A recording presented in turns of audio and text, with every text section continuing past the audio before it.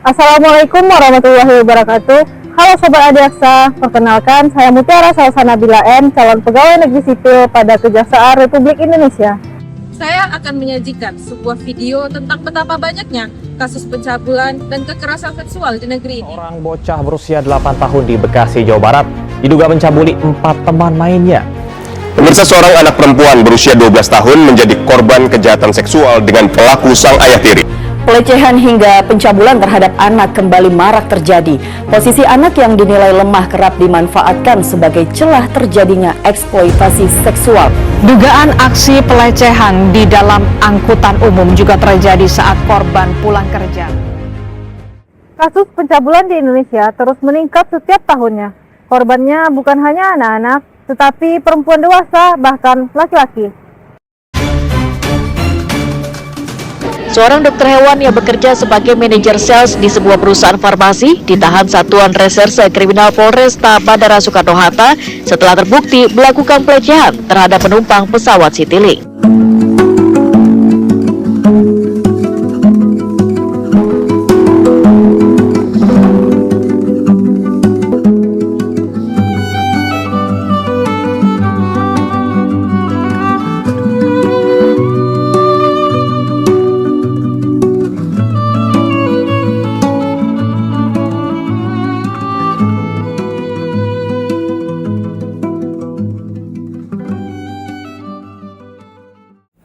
Sebagai bagian dari penegak hukum, kejaksaan memiliki peran penting untuk memastikan bahwa setiap pelaku mendapatkan hukuman setimpal dan setiap korban mendapatkan perlindungan hukum yang layak. Dalam penanganan perkara pencabulan, jaksa tidak hanya menuntut, tapi juga memastikan korban diperlakukan dengan empati dan merasa hormat. Akan tetapi, upaya penegakan hukum saja tidak cukup. Kita semua, orang tua, guru, masyarakat, punya tanggung jawab yang sama, mencegah sebelum terjadi. Sebagai orang tua, harus berani berbicara dengan anak tentang batas tubuh. Guru perlu menciptakan ruang aman di sekolah, dan masyarakat harus belajar untuk tidak menyalahkan korban. Negara hadir melalui penegakan hukum yang tegas dan berkeadilan. Kejaksaan bersama aparat penegak hukum lainnya terus berkomitmen untuk melindungi masyarakat dari kejahatan seksual dan memastikan setiap korban mendapatkan haknya.